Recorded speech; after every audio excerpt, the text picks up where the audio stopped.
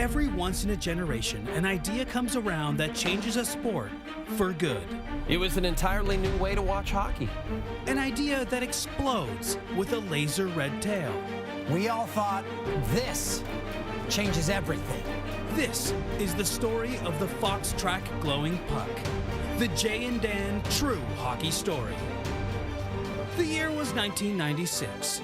The #1 song was the Macarena, the #1 movie, Biodome.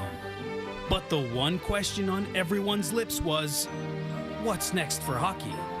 The networks were looking to make the game of hockey more exciting for Americans, so there were some out there ideas. First, league scientists tried a red, white, and blue puck. Later, prototypes focused on a puck with a miniature flag. Finally, they settled on replacing the puck with a football. The idea was a disaster. I remember a mid-December game between the New Jersey Devils and Dallas Stars ended 0-0 because it was too easy for the goaltenders to save the football. It sucked. The league was in a bind. In their desperation, they turned to a man they didn't fully understand. They turned to Professor of Ultraviolet Wavelength Gamma Technology, Charles Lasersson. Professor Lasersson had an idea. Lasers.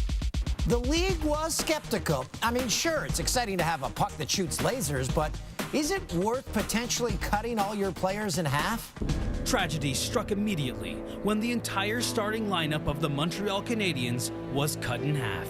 Miniature flags, lasers.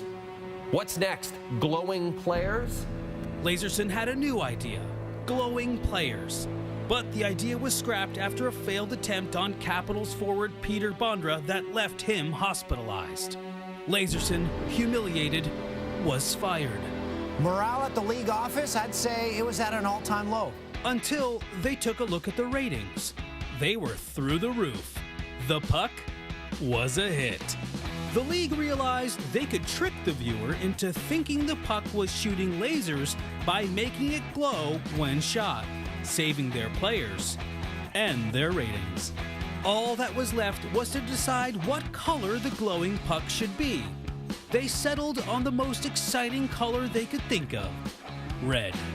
It was a masterstroke. Red. Who'd have thunk it? The league quickly re-implemented the glowing puck for the 1996 All-Star Game. And we still use that glowing puck for every National Hockey League game.